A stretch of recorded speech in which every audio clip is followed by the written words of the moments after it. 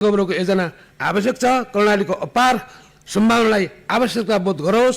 सम्माननीय सोमन नाइक विकासमा ध्यान दियोस्, मेरो अनुरोध छ। हुन त यो सरकार सुन तस्करको उद्यममा लागेको छ। युवाहरूलाई गोलीहानी हत्या गर्नतर्फ उद्यम छ। जनजीविका, राष्ट्रियता र विकास निर्माणको सवालमा कसरी ध्यान दिन सकोस्। आज नागरिकमा यही कारणले वितरण पैदा भएको छ। व्यवस्थामाथि प्रश्न उठिरहेको छ। तस्तो सरकारको गम्भीर ध्यान आकर्षण होस् भन्ने चाहन्छु। त्यसैले म अन्तमा गएर कालीकोट जिल्लाको मात्रै नभएर कर्णालीको हकमा भनिरहनु पर्दा दिन प्रतिदिन त्यो कर्णालीको बाटोले गाडीको चाहिँ गयो भने जनताले एउटा आशा र भरोसा त भयो।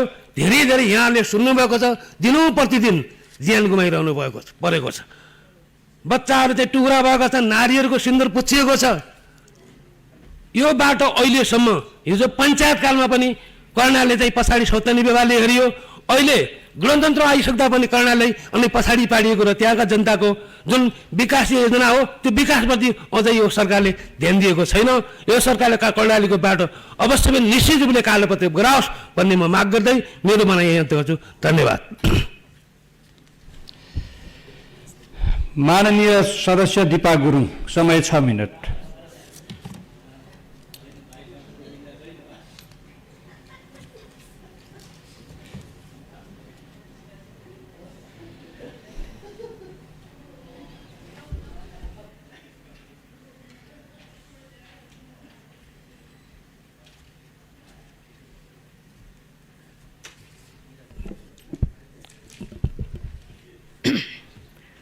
सम्माननीय अध्यक्ष महोदय, सर्वप्रथम अब आउनुहुने 19 जना राष्ट्रिय सभाका माननीय ज्यूहरूलाई बधाईसहित सफल कार्यकालको शुभकामना दिन चाहन्छु। साथै महासचिवज्यूलाई पनि सफल कार्यकालको शुभकामना दिन चाहन्छु। अध्यक्ष महोदय, देशमा महँगीले सीमा नागे भ्रष्टाचारको घटना दिनु जसो छापामा आइरहेको छ। सुन तस्कर जति कडा र पारदर्शी गर्छु भने पनि दिनु जसो किलोका किलो सुन एयरपोर्टबाट भित्र भित्रिएका छन्। 3 वर्ष अगाडिबाट मिटर ब्याजीका समस्या अझै समाधान हुन सकेको छैन। पटक पटक वार्तामा बसे पनि समस्या ज्यूका त्यो छन्। पीडित जनता पैदल यात्रा गर्दै राजधानी भित्रिएका छन्। समस्या सुनवाई कागजमा सीमित छ, कानुन रूपमा हुन सकेको छैन। सडक दुर्घटनामा पनि कमी आएको छैन। महँगीले जनताको ढाड सेकिएको छ। किसानहरू सडकमा दुध फाल्न बाध्य भएका छन्। गरिब मजदुर ज्यामी किसान परिवारलाई बाँच्न धौधौ छ। आम्दानीबाट दैनिकी खर्च चलाउन गाह्रो भइरहेको छ। यी सबै देशको अवस्था जनताका समस्या अन्तर्गत पर्ने विषय हुन्। अध्यक्ष महोदय, देशमा लोकतन्त्र आयो, आफूलाई सक्षम सरकार भन्ठान्ने गठबन्धनको शक्तिशाली सरकार खडा छ। लोकतान्त्रिक गणतन्त्र सुदृढीकरणको चरणमा छौँ भन्छ, तर देशको अवस्था दिनु ओह्रालो लाग्दै गइरहेको छ। व्यवस्था परिवर्तन भए पनि जनताको अवस्था परिवर्तन हुन सकेन, जसले गर्दा युवाहरू भविष्यको खोजीमा विदेश पलायन भइरहेका छन्। सरकार कानमा तेल हालेर कुर्सी समातेर बसिरहेको छ। विदेशीका युवाहरूको लास बन्द बाकसमा आउन पनि रोकिएको छैन। देशमा सुशासन हराउँदै गइरहेको छ। राज्य कमजोर भइरहेको छ। व्यापार व्यवसाय कमजोर छ। उद्योग धन्दामा मन्द गति छ। आम्दानीको स्रोत ठप्प जस्तै छ। तर सरकार लम्पसार सुतिरहेको छ, शक्तिशाली छु भनिरहेको छ। अध्यक्ष महोदय, थुप्रै काण्डहरूको फाइल खोले जस्तो गर्छ सरकार, तर कता कता सेटिङ मिल्दैन, फेरि बन्द गर्छ सरकार। यसरी जनता र राष्ट्रको ढाड सेकी अन्तर्राष्ट्रिय मुलुक सामु नेपालको बेइज्जत हुन गइरहेको छ। तर पनि सरकार मौन छ। सरकार जनताप्रति उत्तरदायी नभएको भेटिन्छ। राष्ट्रियता जोगाउन सकेको छैन, सामाजिक न्याय दिन सकेको छैन। यो गठबन्धनको सरकारबाट राम्रो कामको सुरुवात भएको छैन। भ्रम बाहेक केही देखिँदैन, सुनिँदैन, तर काम गर्छु भन्न थाक्दैन सरकार। अध्यक्ष महोदय, जब सरकार बलियो हुन्न, राष्ट्र बलियो हुन्न, सरकार कमजोर भयो भने विदेशीको चलखेलको सुरुवात हुन्छ र राष्ट्रियता माथिको खतरा बढ्छ। तर वर्तमान सरकारलाई यस्ता विषयको केही प्रभाव परेको देखिँदैन। त्यसैले अहिले गठबन्धनभित्रैबाट असक्षम सरकार, असक्षम मन्त्रीहरूबाट आफ्ना जिम्मेवारीमा निपुणता नभएको, मन्त्रीहरूबाट जनताको समस्या समाधान हुन नसकेको, टीका टिप्पणी छत्ताछुल्लो भएर बाहिर पुगेको छ। आखिर किन? सबैभन्दा उत्कृष्ट गठबन्धनको सरकार भन्नेहरूले अब बालकुमारी घटनाको कति निष्पक्ष ढङ्गबाट कारबाही सुरु गर्छ? प्रश्न छ। प्रधानमन्त्रीज्यू जहिले पनि सुशासनको वकालत दिन थाक्नुहुन्न। अब बालकुमारी घटनाको छानबिन प्रतिवेदन शीघ्र बाहिर आउन पर्छ, यो मेरो पनि माग हो। सरकार सामु प्रश्न खडा छ, निष्पक्ष तरिकाबाट कारबाही हुन्छ कि हुँदैन? अध्यक्ष महोदय, अरू सरकारले भन्दा हामीले सुशासन ल्याउँछौँ भन्ने हाक दिने सरकार असफल भएको देखियो। जनताको समस्यामा ध्यान गएन, चाहे त्यो भूकम्प पीडित होस्, चाहे मिटर ब्याजीका जनताका समस्या हुन्, चाहे महिला हिंसाका समस्या हुन्, चाहे उद्योग व्यवसायका समस्या हुन्, चाहे पशुबाट हिंस्रक घटना जनतामा परेको होस्, यस्ता थुप्रै समस्याहरू देश विदेशमा घटिरहेका छन्। साना साना विषयबाट ठुला ठुला जघन्य अपराध देशभित्र भएका छन्। तर सरकार किन मौन देखिन्छ? किन सरकारसँग मानवताको सोच देखिँदैन? पीडित जनताको बिचमा सरकार किन उभिन डराउँछ? यस्ता प्रश्नहरू बाहिर छताछुल्लो भएर सुन्नमा आउँछ। किनभने सरकार असक्षम र लाचारी छ, तर पनि आफूलाई बलियो छौँ भन्न छोड्दैन। अध्यक्ष महोदय, देश भ्रष्टाचारको बाटोतिर धकेलिएको छ। सरकार आर्थिक रूपमा कमजोर देखिएको छ। जनताका समस्या जटिलतातिर छ। हिजो भएका निर्माणाधीन कामको संरक्षण, सम्वर्धन र अधुरा कामलाई पूर्णता र स्थापित गर्न यो सरकारबाट पालना हुन सकेको छैन। संविधान बनेको 8 वर्ष बितिसक्दा पनि शान्ति प्रक्रियालाई टुङ्गोमा पुर्याउन सकेको छैन। नारा र इच्छा शक्तिले मात्र नभई जनताको बिचमा प्रत्यक्ष काम गरिने विश्वास दिलाउन जरुरी देखिन्छ। तर विश्वास कता छ थाहा छैन सरकारलाई। अध्यक्ष महोदय, अर्थतन्त्रलाई मजबुत बनाउन, कृषि आय आर्जनलाई मजबुत शुद्धिकरण बनाउन बिउ बिजन लगायत पर्याप्त मात्रामा बजेटको आवश्यकता रहन्छ। कृषक र उत्पादनको मेल खाएमा देश आर्थिक रूपमा आत्मनिर्भर भई अगाडि बढ्न सक्छ। तर सरकार नारामा मात्र सीमित देखिन्छ। आखिर सरकार कता चुकिरहेको छ? त्यसैले सरकारको हरेक काममा निराशा देखिन्छ। त्यसैले पनि होला विश्वासको कमीले असफल सरकार हुन पुगेको, सरकार जिम्मेवारीहीन देखिएको, पीडित नागरिकको घाउमा मल्लम लगाउन सरकार असक्षम देखिन्छ। यो पनि अहिलेको वर्तमान चुनौतीको विषय बनिरहेको छ। सम्माननीय अध्यक्ष महोदय, रुसमा नेपाली युवाहरू भर्ती हुनु र अकालमा मृत्युको घटना बढिरहनु दुःखदायी हो। अर्को दुःखदायी घटना विपिन जोशीले अरूको ज्यान बचाएर तर आफू कहाँ छन्, बचाए तर आफू कहाँ छन्, कुन अवस्थामा छन् अवगत हुन सकेको छैन। परिवारमा रुवावासी छ, पीडाबोध छ। यस्ता समस्या प्रत्यक्ष अप्रत्यक्ष थुप्रै छन्। त्यसैले देशभित्र बाहिर विभिन्न समयमा घटिरहेका समस्या घटनाहरूलाई सरकारले कूटनीतिक पहलको माध्यमबाट शीघ्र समस्या समाधान गर्नुपर्छ भन्ने माग राख्दै बिदा हुन्छु। धन्यवाद। त्यसकारणले मैले यो हिजो पनि उठाएँ। माननीय सदस्यहरू, विशेष समयमा माननीय सदस्यहरूले बोल्ने क्रम यही समाप्त हुन्छ। जनताका पैसा माननीय सदस्यहरू, बचाएर केही 2 पैसा खान नखाएर बचाएर माननीय सदस्य श्री अमर बहादुर रायमाझी। सम्माननीय सभामुख महोदय, सङ्घीय संसदबाट बजेट पारित भएको झन्डै 7 महिनाभन्दा बढी भएको छ। संसदबाट पारित भएका योजनाहरू कार्यान्वयनमा प्रयास शून्य अवस्थामा रहेको छ। उदयपुर क्षेत्र नम्बर 2 अन्तर्गतका पुलहरू कटारी 4 तित्रीबोट मरुवा खोला, तावा खोला 3 तले पुल, ताप्लीको राईघाट र कुनाघाट पुल, गढी गाउँपालिकाको पौवा खोला, रौतामाईको पुवारे खोला लगायतका प्रस्तावित पुल तथा सडक आयोजनाहरू हालसम्म पनि निर्माण कार्यहरू सुचारू नभएको अवस्था छ। उक्त आयोजनाहरू सुचारू गर्न सम्माननीय सभामुख महोदय मार्फत नेपाल सरकारको ध्यानाकर्षण गराउन चाहन्छु। साथै रौतामाई र गढी गाउँपालिकामा निर्माणाधीन हस्पिटलहरू बजेट अभावको कारणले गर्दाखेरि ठप्प रहेको छ। उक्त आयोजनाहरूलाई बजेट व्यवस्थापन गरी निर्माण कार्य यथाशीघ्र सुचारू होस् भन्ने जोरदार माग गर्न चाहन्छु। साथै उदयपुरमा रहेको खानेपानी कार्यालय र प्रधानमन्त्री कृषि आधुनिकीकरण परियोजना अन्यत्र सार्न लागेको भन्ने सुन्नमा आएको छ। उक्त योजनाहरू माननीय सदस्य डाक्टर अमरेश कुमार सिंह। माननीय सदस्य डाक्टर अमरेश कुमार सिंह। माननीय सदस्य डाक्टर अमरेश कुमार सिंह। माननीय सदस्य श्री अमृतलाल राजवंशी।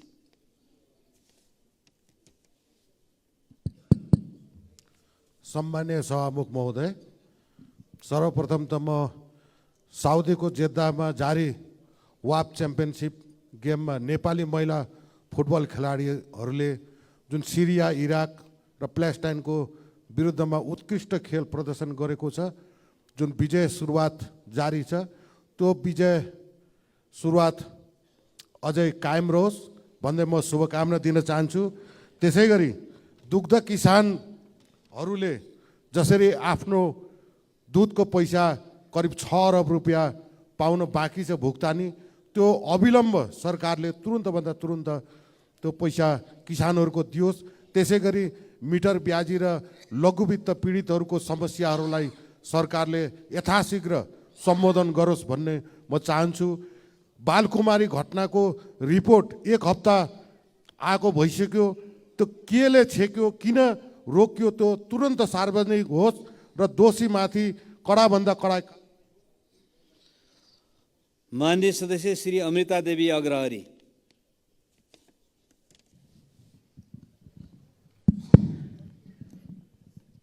सम्मानीय सभामुख महोदय, आजभोलि सरकारको बजारमा धेरै सुशासनको हल्ला सुन्दैछु, तर देश र जनताको सुशासन खै। जब देशका रक्षक नै देशको भक्षण गरिरहेको छ भने देशलाई कसले बचाउने? दिउँसै नागरिकको हत्या गर्ने सरकार देशको रक्षा गर्न सकिँदैन। सर्वसाधारणको गल्ती हो र मन्त्रीहरूले गरेको गल्ती होइन। दुष्ट मन्त्रीहरूमाथि तुरन्त कारवाही गर्नुपर्छ भन्ने म जोरदार माग गर्दैछु। धन्यवाद। माननीय सदस्य श्री अर्जुन नरसिंह केसी।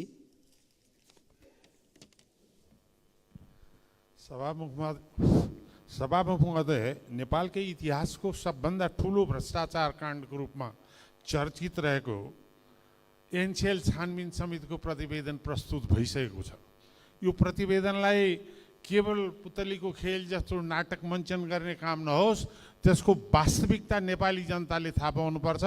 यो खरबौँको भ्रष्टाचार काण्ड यथार्थमा जे हो त्यो संसद मार्फत जनतामा पुग्नुपर्छ र संसदले सामूहिक रूपबाट त्यसको बारेमा छलफल गर्नुपर्छ भन्ने मेरो जोडदार माग छ। र दोस्रो कुरा चाहिँ नि, यो दुध उत्पादन किसान, मिटर ब्याज पीडितहरूको र लघु वित्त र सहकारी समस्याको अहिले जुन किसिमको आम रूपबाट सार्वजनिक रूपबाट समस्या देखिएको छ, त्यसको सरकार तत्कालै समाधानतिर लागोस्। धन्यवाद। माननीय सदस्य श्री अशोक कुमार चौधरी।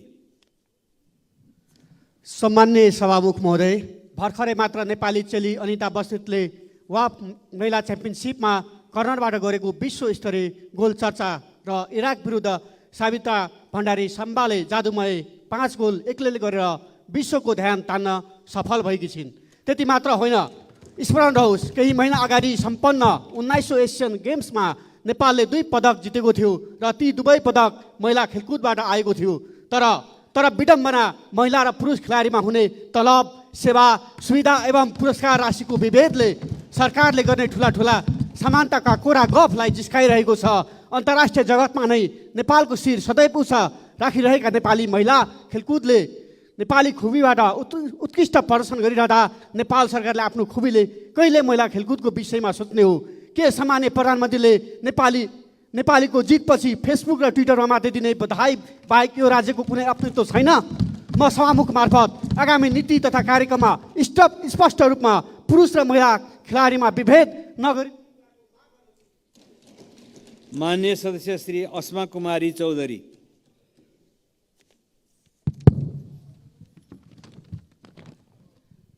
सम्माननीय सभामुख महोदय, स्वर्गद्वारी गुठी लगायत भूमिहीन किसानहरूको समस्याबारे पटक पटक बोल्दै आएकी छु।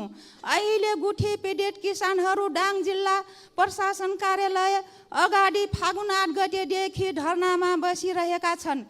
केही बिरामी परेका छन्। म उनीहरूको स्वास्थ्य लाभको कामना गर्दै यथाशीघ्र गुठी ऐन सदनमा ल्याई माग सम्बोधन गर्न सरकारसँग जोरदार माग गर्दछु। धन्यवाद। माननीय सदस्य श्री असीम शाह। सम्मानीय सभामुख महोदय, मेरो हातमा यो ड्राइभिङ लाइसेन्स छ। यो ड्राइभिङ लाइसेन्सलाई स्मार्ट ड्राइभिङ लाइसेन्स भनिन्छ, तर यो स्मार्ट कसरी हुन्छ मैले अहिलेसम्म बुझ्न सकेको छैन। यो ड्राइभिङ लाइसेन्स 1 लाख प्रति जारी गरिएको छ नक्कली, जसको अहिले अख्तियार र सिआइबीले अनुसन्धान गरिरहेको छ। नेपाल यातायात विभागले 12 लाख कार्ड जर्मनीसँग खरिद गरेको छ, जसलाई छपाई मद्रासको प्रिन्टिङ सेक्युरिटी प्रेसलाई दिएको छ 20 करोड रुपियाँ खर्च गरेर। तर उक्त कार्ड 6 लाख प्रति भेरिफिकेसन नमिलेर फिर्ता आएको छ। $40,000 थपियो भने यो छाप्न मिल्ने भनेर भनिएको छ। स्मार्ट लाइसेन्सको नाममा कार्ड एउटा देशबाट ल्याउने, छाप्ने अर्को देशमा पठाउने, यो कस्तो खेल हुँदैछ? छाप्न पनि नमिल्ने चिप हालेर कार्ड ल्याउने, यो कस्तो स्मार्ट चलखेल हो? जनताले कहिले स्मार्ट लाइसेन्सको नाममा दुःख पाइराख्नु पर्ने हो? छाप्न नमिल्ने चिप कार्ड पठाउने र चिप भाषण गर्न चाहिँ हतार हुने। सरकार जनता आफै स्मार्ट भइसकेका छन्। यो प्रिन्ट गर्ने काम चाहिँ बन्द गर्नुहोस् र लाइसेन्स प्राप्तिको लागि हुने सबै समयको बर्बादी रोकौँ र यो महाजात्राको अन्त्य गरौँ। धन्यवाद। माननीय सदस्य डाक्टर आरजू राणा। माननीय सदस्य डाक्टर आरजू राणा। सभामुख महोदय, कार्तिकको 15 गते हाम्रो समिति यो कृषि सहकारी तथा प्राकृतिक स्रोत समितिले नेपाल सरकारलाई यो दुग्ध किसानहरूको पेमेन्ट गर्ने भन्ने एउटा निर्देशन पठाएको थियो। अहिले अब यो कहाँ पुग्यो भनेर एकचोटि सभामुख मार्फत नेपाल सरकारलाई चाहिँ ताकिदा गरिदिन म अनुरोध गर्न चाहन्छु। र त्यस्तै अब आज हामी प्री बजेटको छलफल गर्न गइरहेका छौँ र बजेटको लागि हामी सबै सांसदहरू हानाथाप गर्छौँ, मेरो क्षेत्रमा हालिदियो, मेरो क्षेत्रमा हालिदियो भनेर। तर 2-3 दिन अगाडिको हेडलाइनमा के आयो भने 15 देखि 20% मात्रै प्रदेशमा बजेटहरू स्पेन्ड भयो भनेर। अब यो कार्यान्वयन पक्ष यति कमजोर छ, जति नै बजेट लगे पनि जनताले चाहिँ आफ्नो अपेक्षा अनुसार विकास पाइरहेको छैन भन्दा नेपाल सरकारले यो बजेट कसरी खर्च गर्ने र कसरी राम्रोसँग कार्यान्वयन गर्ने भन्ने तर्फ चाहिँ ध्यान दिनु धेरै नै आवश्यक छ। र त्यस्तै गरेर सहकारीको समस्यालाई पनि। माननीय सदस्य श्री ईश्वर बहादुर रिजाल।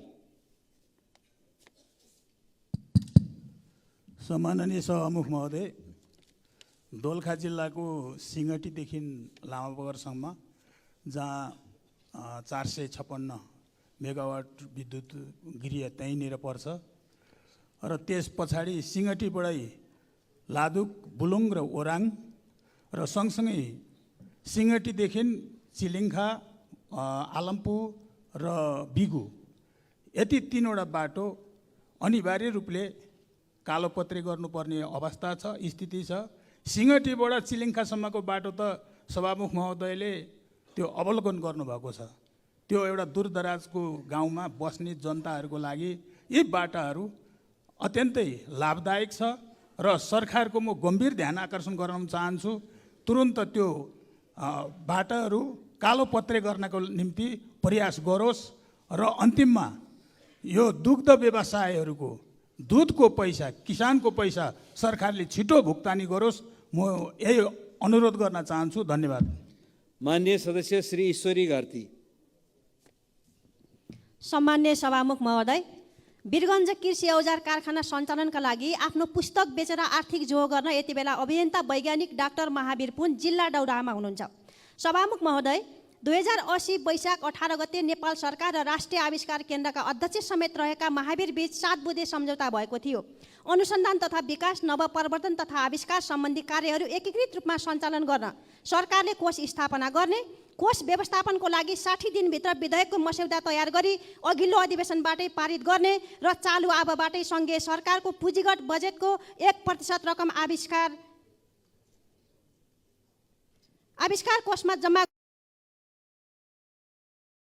गर्ने लगायत सम्झौता थिए, तर विधेयक किन आएन? त्यसैले वैज्ञानिक महावीर लगायत नेपालका वैज्ञानिक तथा विज्ञ सरकारवालाको परामर्शमा चाँडै विधेयक ड्राफ्ट गरी चालु संसदमै सो विधेयक ल्याउन र महावीर पुनको पुस्तक किनेर उहाँको लक्ष्य पूरा गर्नमा सहयोग गर्न म सभामुख मार्फत नेपाल सरकारसँग माग गर्दछु। धन्यवाद। माननीय सदस्य श्री ईश्वरी देवी नेउपाने। सम्मान्य सभामुख महोदय, पहिलो वर्षको संसदको क्रियाकलाप जनताको नजरमा साह्रै उपलब्धिमूलक रहेन। जिम्मेवार सत्तापक्ष सशक्त प्रतिपक्ष नै संसदको सुन्दर पक्ष हो।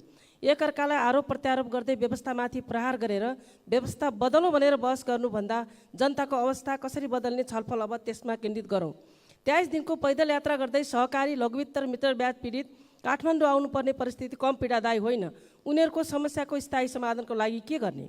परिवारको सपना पूरा गर्न परदेश जान लागेका 2 युवाको गोली लागेर आफ्नै मातृभूमिमा मृत्यु हुँदा त्यो परिवारको सपना चकनाचुर भएको छ। उनको लागि के गर्न सकिन्छ? सबैको लागि नाना, खाना, छाना, शिक्षा, स्वास्थ्य र रोजगार सुनिश्चितता कसरी गर्ने?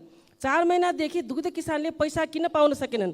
विभिन्न रोग लागेर किसानका बाली पशुपक्षी नष्ट भएर ऋणमा चुर्लुमै डुबेका किसानको लागि के गर्न सकिन्छ। बन्द भएका र हुन लागेका उद्योग धन्दा निर्माण सम्पन्न भइसक्दा भुक्तानी नपाएका व्यवसायको लागि के गर्न सकिन्छ। संसदको प्राथमिकता र छलफलको विषय अब यी र यस्तै विषयमा केन्द्रित हुनुपर्दछ अनि सरकार त्यसप्रति जवाबदेही हुनुपर्दछ। धन्यवाद। मान्य सदस्य श्री उदय शमशेर जबरा। सभामुख महोदय, स्मार्ट लाइसेन्सको कुरा हामी धेरै अगाडिदेखि सुन्दै आएको छौँ, तर हाम्रो लाइसेन्स रिन्यू गर्नको निम्ति र स्मार्ट लाइसेन्स पाउनको निम्ति हामीलाई लगभग 21 महिना लाग्छ। उपत्यकाभित्र अक्टोबर 2022मा रिन्यू गर्न गएको लाइसेन्स अहिलेसम्म हामीले पाइसकेको छैनौँ। यो आजको कुरा होइन, महिनाको कुरा होइन, 5-5 वर्ष 6-6 वर्ष भइसक्यो यो समस्या भइरहेको। मसिनको कुरा पनि आएको छ, तर मैले बुझेको अनुसार यो हामीसँग मसिनहरू, प्रिन्ट गर्ने मसिनहरू उपलब्ध छ। एउटा मसिनले 1 घन्टामा 140वटा कार्ड प्रिन्ट गर्न सक्छ भने 12 घन्टामा अथवा 1 दिनमा 1680वटा कार्ड प्रिन्ट गर्न सक्ने परिस्थिति छ। त्यसैले यो सरकारले नचाहेको कारण यो भएको हो। त्यसैले म नेपाल सरकारलाई ध्यान आकर्षण पनि गर्न चाहन्छु। साथसाथै कुनै पनि व्यक्तिले लाइसेन्स रिन्यू गर्न 1 दिन ढिलो गरे भने डबल फाइन तिर्नुपर्ने परिस्थिति छ। यसमा नेपाल। मान्य सदस्य श्री उर्मिला थेवे। सम्माननीय सभामुख महोदय, गएको जेठ असारमा परेको अविरल वर्षाका कारण ताप्लेजुङ लगायत पहाडी जिल्लामा बाढी पहिरोले थुप्रै नागरिकहरूलाई बेघरबार बनायो। बाढीमा परि केहीको मृत्यु, केही बेपत्ता र केहीको घरबास नै बगायो। अहिले पनि दर्जनौँ घर जोखिममा छन्। सभामुख महोदय, यो वर्ष बाढी पहिरो लगायत जोखिमयुक्त ठाउँमा बस्ने नागरिकको सुरक्षाको लागि सरकारसँग के योजना छ? विगत वर्षहरू जस्तै सरकारले लापरवाही नहोस्। अब जोखिममा रहेका बस्तीहरूलाई सुरक्षित ठाउँमा स्थानान्तरण गर्न सरकारले तत्काल योजना बनाओस् भनी सभामुख मार्फत सरकारको ध्यान आकर्षण गराउँछु। धन्यवाद। मान्य सदस्य श्री उर्मिला माझी। सम्माननीय सभामुखज्यू, आज फागुन 14 गते नेपालको 240 वर्षीय सामन्ती निरङ्कुश र जाने राजतन्त्रको अन्त्य गरी सङ्घीय लोकतान्त्रिक गणतन्त्र स्थापनाको लागि भएको महान जनयुद्धको क्रममा 2052 फागुन 14 गते आजकै दिन महान शहीद 11 वर्षीय दिलबहादुर रम्तेलाई तत्कालीन राज्यले हत्या गरेको दिन, गणतन्त्र स्थापनाको लागि बलिदानको सुरुवात भएको त्यो दिनमा म जनयुद्ध, जनआन्दोलन, मधेस आन्दोलन लगायत सबै परिवर्तनको लागि भएका आन्दोलन र सङ्घर्षका महान शहीदहरूप्रति उच्च सम्मानसहित भावपूर्ण श्रद्धाञ्जली अर्पण गर्न चाहन्छु। तीनै शहीदहरूको बलिदानी, बेपत्ता योद्धा, घाइते अपाङ्गहरूको त्याग र समर्पणको कारण स्थापित व्यवस्था परिवर्तन विरोधीहरूले नै संसदमा समेत 4 हात उफ्रेर प्रतिगमनको पक्षमा कुर्लेको देख्दा आज लोक हाँसिरहेको छ। त्यही जनयुद्ध र बलिदानको जगमा हामी जस्ता उत्पीडित जाति, अल्पसङ्ख्यक, पिछडिएका वर्ग, लिङ्ग, समुदायका क्षेत्रका मानिसले आज अधिकार प्राप्त गरेका छन्। यसै सन्दर्भमा मैले हाम्रो माझी समुदायको राष्ट्रिय पर्व प्रत्येक वर्षको फागुन महिनाको तेस्रो मङ्गलबार हामीले मनाउँदै आइरहेको छ। आज यो सालको चाहिँ हाम्रो राष्ट्रिय पर्व भोलि चाहिँ 15 गते परेको छ। यस सन्दर्भमा सम्पूर्ण माझी समुदाय लगायत मान्य सदस्य श्री ऋषिकेश पोखरेल।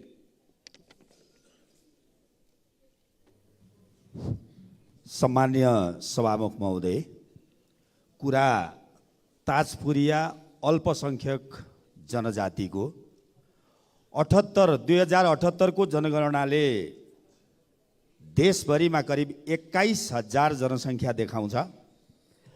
विशेषतः झापा, मोरङ र सुनसरीमा मात्र बसोबास रहेको ताजपुरिया जातिको बसोबास देख्छौँ। तत्काल यो ताजपुरिया जातिलाई विशेष संरक्षण नगर्ने हो भने लोप हुने खतरा देखिन्छ। त्यसैले नेपालको संविधानको धारा 43 र धारा 56 को 5 अनुसार लोप उन्मुख अल्पसंख्यक जनजातिमा सूचीकृत गर्न र ताजपुरिया जातिका लागि विशेष संरक्षित क्षेत्र घोषणा गरी सुरक्षा गर्न म नेपाल सरकारलाई हार्दिक माननीय सदस्य श्री एकनाथ ढकाल। सभामुख महोदय, विश्वको 181 मुलुकसँग नेपालको द्विपक्षीय सम्बन्ध र 30 मित्र राष्ट्रहरूमा नेपाली राजदूतावास छ। तर नेपालको अन्तर्राष्ट्रिय सम्बन्ध भने निरन्तर कमजोर हुँदैछ र व्यवस्थामा पर्दै गएको प्रति म सरकारको ध्यानाकर्षण गराउन चाहन्छु। सन् 2006 मा 76औं स्थानमा रहेको नेपालको पासपोर्ट गरिबी, बेरोजगार, भ्रष्टाचार र सरकारको कमजोर कूटनीतिका कारण 2024 मा 103औं स्थानमा झरेको छ। प्रधानमन्त्रीज्यू, नेपालमा विभिन्न शक्ति राष्ट्रका सरकार प्रमुखहरूको भ्रमण किन हुँदैन, म यो पनि प्रश्न गर्न चाहन्छु। त्यस्तै गरी केही समय भएको संयुक्त राष्ट्रसङ्घका महासचिवको भ्रमण पनि यो एक्सिडेन्टल थियो, योजनाबद्ध थिएन। के नेपाल सधैँ क्षेत्रीय राजनीतिको चपेटामा पिल्सिएर बस्ने हो? अर्को विषय, कतिपय मित्र राष्ट्रहरूले नेपालमा दूतावास हुँदा पनि नेपालीलाई भिसा आवेदन गर्न दिल्ली जानुपर्ने बाध्यता सिर्जना गरेका छन्। यो आपत्तिजनक छ। यस विषय देशको प्रतिष्ठासँग पनि जोडिएकोले एक उच्च स्तरीय कार्यदल बनाएर समाधान खोजिनुपर्छ। गठबन्धन सरकारको घण्टमा घाम लागोस् र कूटनीतिमा पनि प्राथमिकता जाओस्। धन्यवाद। माननीय सदस्य श्री कल्पना चौधरी।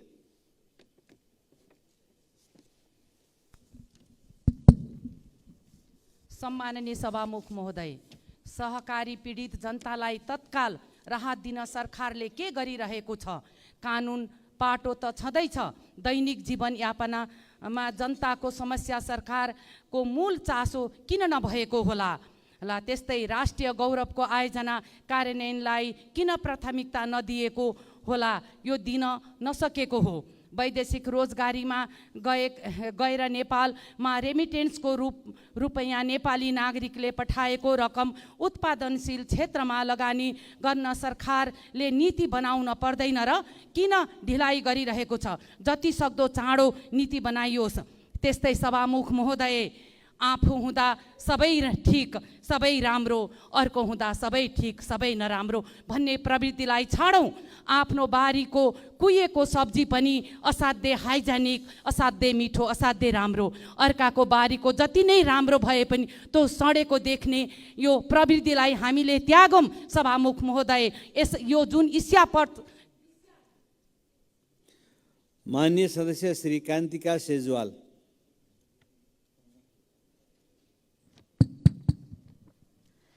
सम्माननीय सभामुख महोदय, म फेरि पनि कर्णालीकै कुरा, कर्णाली लगायत अन्य हिमाली जिल्लाहरूमा अहिले पानी पनि नपर्दा र हिमपात नहुँदाखेरि हिउँदे बाली राम्रो हुन नसक्ने सम्भावना बढी देखिएको छ र कृषकहरूले पनि त्यो बताउँदै आएका छन्। त्यसका लागि खडेरी पर्नु अगाडि हामीले कस्तो योजनाहरू बनाएका छौँ, सम्बन्धित निकायको ध्यान आकर्षण गराउन चाहन्छु। त्यस्तै तरकारी बिक्री गर्ने सब्जी मण्डीका तरकारी किसानहरूले मूल्य नपाएर छटपटिरहेको अवस्था छ। त्यस्तै दुग्ध व्यवसायीहरूले दुध बिक्री गर्ने ठाउँमा उहाँहरूले मिल्क होलिडे भनेर घोषणा गर्नुभएको छ। त्यसको समाधान छिटै होस् भनेर ध्यान आकर्षण गराउन चाहन्छु। त्यस्तै गरेर यो पशु चिकित्साहरूको अनुमान अनुसार नेपालमा जुन अफ्रिकन जुन स्वाइन फिभर आउँदैछ भन्ने जुन अनुमान गर्नुभएको छ र उहाँहरूको भनाइअनुसार यो बङ्गुर कृषकहरूले जुन माननीय सदस्य डाक्टर कालुराम राई। सम्माननीय सभामुख महोदय, आयोजक व्यक्तिहरूको क्रियाकलापलाई तुरुन्त नियन्त्रण गरियोस् भनी म सरकारसँग आग्रह गर्दछु। यसै गरी सभामुख महोदय, सोही जिल्लाको गौरीगञ्ज गाउँपालिका वडा नम्बर 2 टटुवामारीमा अवस्थित अति प्राचीन करिब 4 बिघा क्षेत्रफल भएको सिमसार चौनी पोखरी अहिले कङ्क्रिटाइजेसनको चपेटमा परेर सङ्कटग्रस्त छ। उक्त सिमसारलाई वातावरणविदहरूको सल्लाहमा वातावरण मैत्री संरचना गर्दै कछुवा संरक्षण कार्य गरियोस् भनी म सरकारसँग आग्रह गर्दछु। धन्यवाद। माननीय सदस्य श्री किरण कुमार शाह। सम्माननीय सभामुख महोदय, साम्राज्यकालीन युगमा सम्राटहरू नगरमा बस्थे। सबै सुविधा नगर केन्द्रित हुन्थ्यो। नगर बाहिरका गाउँहरू करको स्रोत मात्र हुन्थ्यो। सम्राटहरूले नगरबाट सेना पठाएर गाउँहरूबाट किसानहरूका उत्पादन दमाशाही ढङ्गले उठाएर आउँथे। तर गाउँलेहरू कुनै सुख सुविधा, सुरक्षा र समृद्धि दिँदैनथे। अहिलेको नेपालले पनि उही त साम्राज्यकालीनको झल्को दिन्छ। सतहमा हेर्दा हामी मध्य युगभन्दा प्रगतिशील देखिन्छौँ, तर त्यो फरेब हो। गाउँमा सबै संरचनाहरू फरेब हुन्। विद्यालयहरू छन्, सर्टिफिकेट दिन्छन्, तर शिक्षा दिँदैन। ती सर्टिफिकेटहरू नेपालीहरूलाई अन्तर्राष्ट्रिय बजारको लेबर मात्रै बनाएका छन्। अस्पतालहरू छन्, तर उपचार छैन। तिनीहरू रिफर गिरहभन्दा बढी सुहाउँछन्। सरकारी कार्यालयहरू छन्, तर कर र मालपोत उठाउने बाहेक अरू कुनै सेवा ठिक ढङ्गले दिँदैनन्।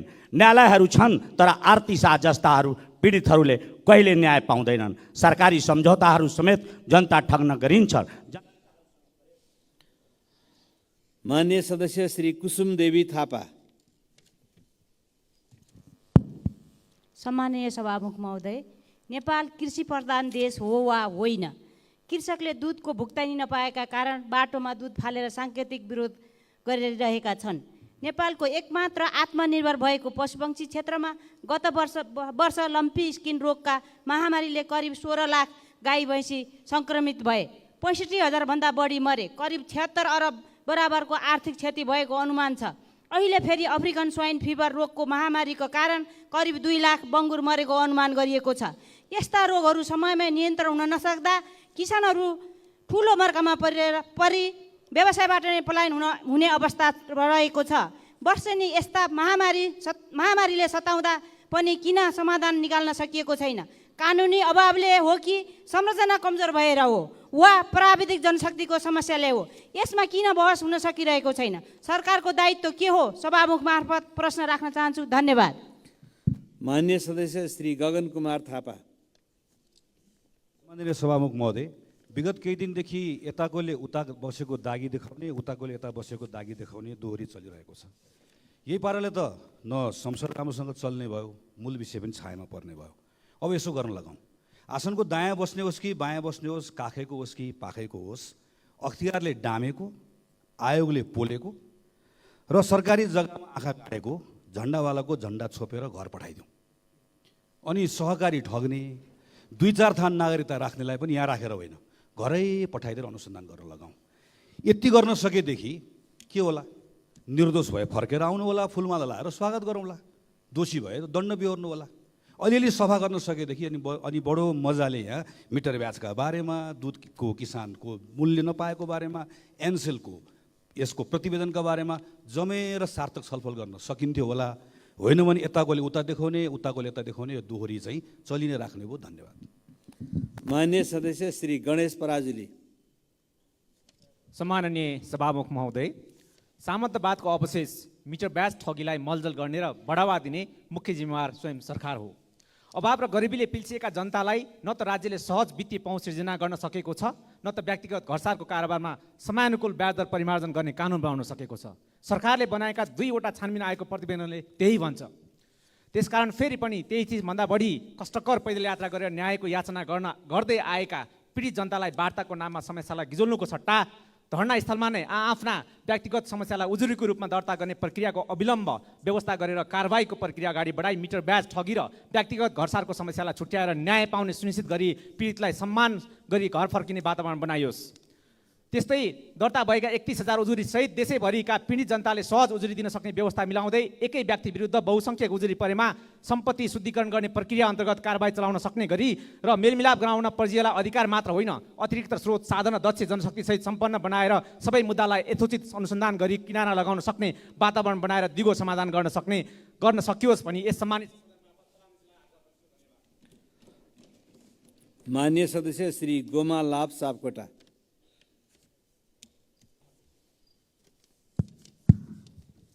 सम्मान्य सभामुख महोदय, अहिले देशभरिकै सरकारी वा गैर सरकारी कार्यालयमा जनताको काम गर्न बिना घुस कतै कुनै काम भइरहेको छैन। सभामुख महोदय, न्यायपालिका पुरै भागभण्डा भइसकेको अवस्थामा छ। देशको शिक्षा र स्वास्थ्य क्षेत्र भने धाराशायी भएको अवस्था छ। देशका उद्योग धन्दाहरू बन्द हुने अवस्थामा छन् र नेपाली युवाहरू वर्ष 8 लाख भन्दा बढी विदेशिन बाध्य छन्।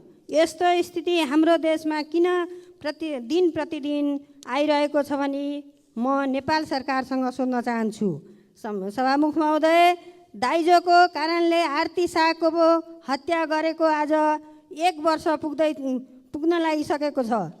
आरती शाहको परिवार 24 घण्टा लगातार धरनामा छन् र उनीहरूलाई कहिले सरकारले न्याय दिन्छ भनी म गृहमन्त्रीसँग सोध्न चाहन्छु। धन्यवाद। माननीय सदस्य श्री गंगा प्रसाद यादव। सम्माननीय सभामुख महोदय, जनसरकारको विषयमा सरकार उदासीन रहेको बखतमा जनसरकारको कुराहरू उठाउनु पर्दा साह्रै दुःख लागेको छ। सिराहा जिल्लाको विभिन्न भागमा खानेपानीको अभाव देखिन थालेको छ र भर्खरै अस्ति खानेपानी मन्त्रीज्यूले मेरो मन्त्रालयबाट एकदमै थोरै रकम छुट्याएछ भनेर जानुभयो। अब यो समस्यालाई कसरी समाधान गर्ने हो सभामुख मार्फत नेपाल सरकारको ध्यान आकर्षण गराउन चाहन्छु। साथसाथै अब केही दिनपछि, केही समयपछि बर्खाको सिजन आइरहेको छ र सिराहा जिल्लाको पूर्वी भाग बलान नदीले सखुवा, सिमराहा, करैया, तिलेबोना लगायतका गाउँहरू एकदमै जोखिममा छ। अहिले लाहान नगरपालिकाले 50 लाख रुपियाँ लगाएर केही तटबन्धको काम शुभारम्भ गरेको छ। माननीय सदस्य श्री गंगाराम चौधरी। सम्माननीय सभामुख महोदय, योजनामा पनि पक्षपात हुँदो रहेछ। पहुँचको आधारमा योजना जाँदा रहेछन्। सम्माननीय सभामुख महोदय, क्षतिको अवस्था र आवश्यकता के हो सत्य तथ्य बुझी आवश्यकताको आधारमा योजना कार्यान्वयन गर्न गराउन अनुरोधका साथै कैलाली जिल्लाको क्षेत्र नम्बर 3 मा रहेको मोहना नदी कटानीले गर्दा कैलाली गाउँपालिका वार्ड नम्बर 3 मा शिवरत्नपुर, हौसलपुर, मोहनपुर लगायत भदनी नगरपालिका वार्ड नम्बर 5 र 7 मा रहेको लालबोजी, पग्या, पसार चर्रा र हिम्मतपुर गाउँ उथिबास गराइसकेको र अझ पनि उक्त स्थान अति उच्च जोखिमपूर्ण अवस्थामा रहेको हुनाले तत्काल यही आर्थिक वर्षमा मोहना नदीमा आवश्यक तटबन्धको लागि आवश्यक बजेट छुट्याई योजना कार्यान्वयन गर्नको लागि यस सदनबाट सम्मान्य सभामुख मार्फत ऊर्जा तथा जलस्रोत सिँचाइ मन्त्रालयका माननीय मन्त्रीज्यूलाई मोहना नदीमा तटबन्ध योजना कार्यान्वयनको लागि कञ्चनपुर जनता तट। माननीय सदस्य श्री चन्दा कार्की भण्डारी।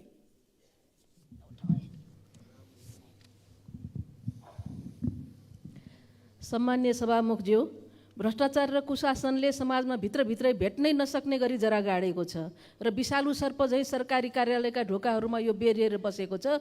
फुकाउन जानेलाई नै त्यसले डसेर मार्ने अवस्था छ।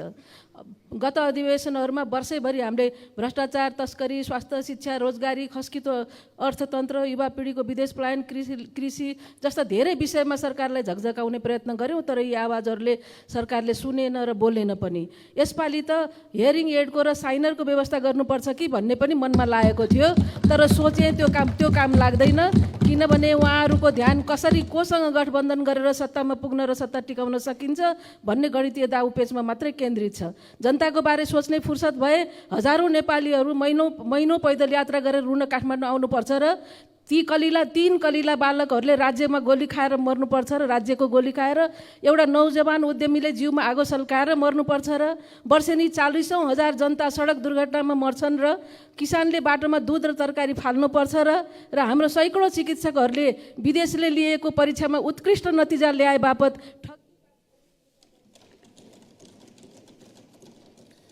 माननीय सदस्य श्री चन्द्रबहादुर विश्वकर्मा।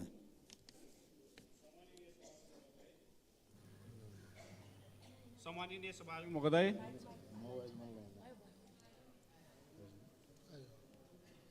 यो सरकारले मानव अधिकार, न्याय र सुशासनका कुरा गर्दै जाँदा मेरो गृह जिल्ला रुकुम पश्चिमको बापीकोट गाउँपालिका वार्ड नम्बर 7 निवासी देवबहादुर खनाल न्यायको लागि भौतारिरहेका छन्। त्यति मात्रै होइन, न्याय नपाए सिंहदरबार अगाडि आत्मदाह गर्ने सङ्कल्प समेत गरेका छन्।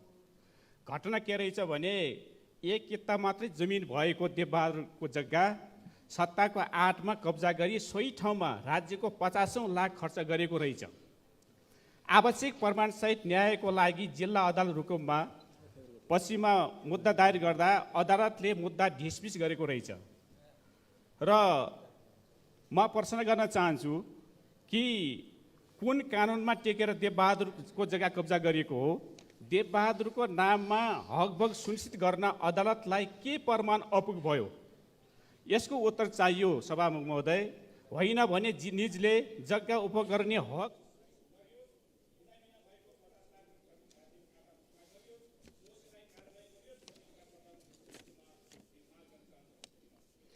मान्य सदस्य श्री छिरिङ डमडुल लामा।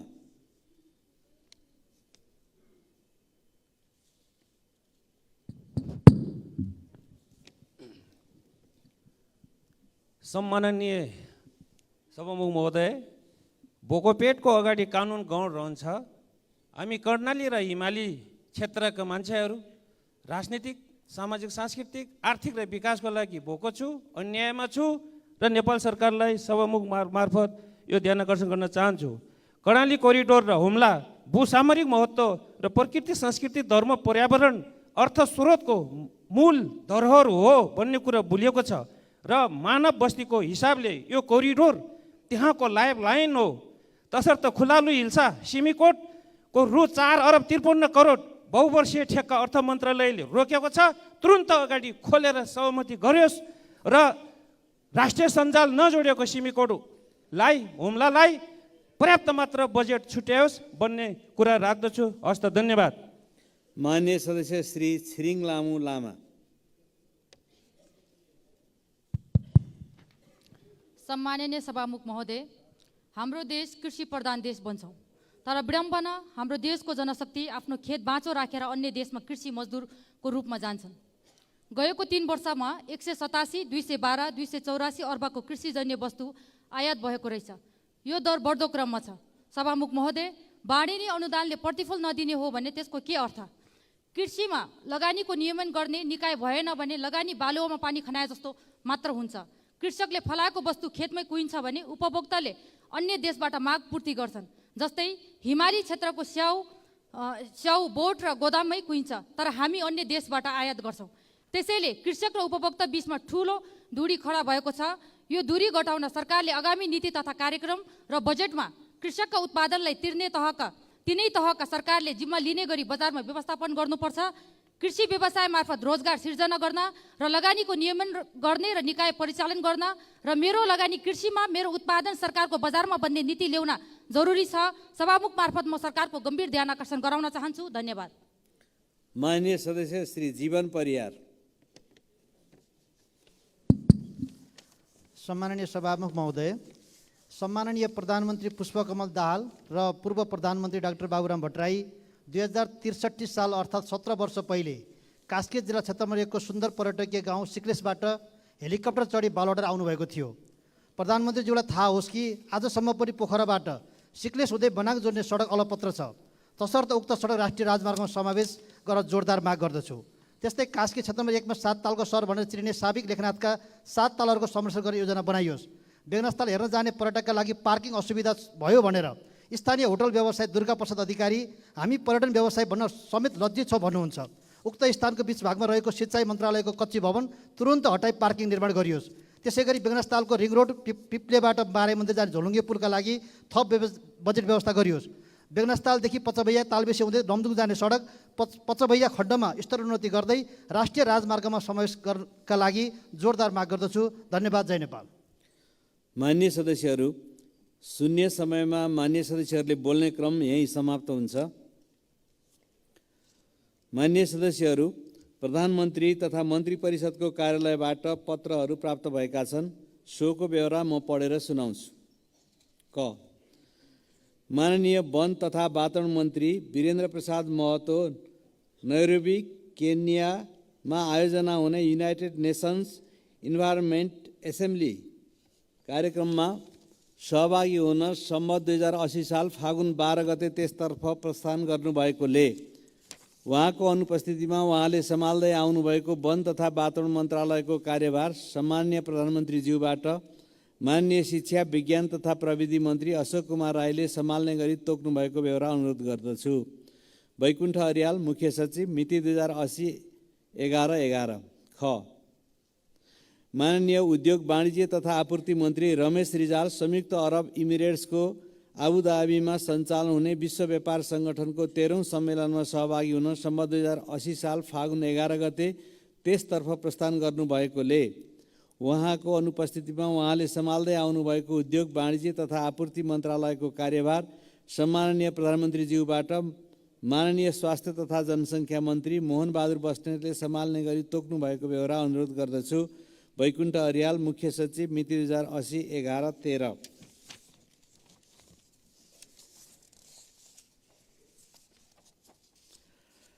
माननीय सदस्यहरू, अब माननीय अर्थमन्त्री डाक्टर प्रकाश शरण महतलाई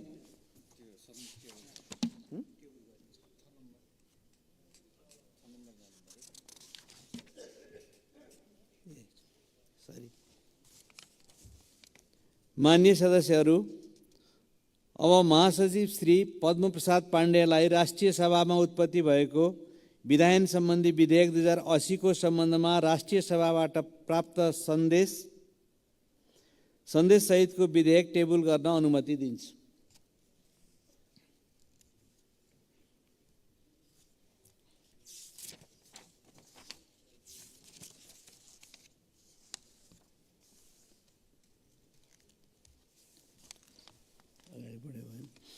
माननीय सदस्यहरू, अब माननीय अर्थमन्त्री डाक्टर प्रकाश शरण महतलाई आर्थिक वर्ष 2081-82 को लागि विनियोजन विधेयकका सिद्धान्त र प्राथमिकता सम्बन्धमा कर प्रस्ताव बाहेक माथि छलफल गरियोस् भनी प्रस्ताव प्रस्तुत गर्न अनुमति दिन्छु।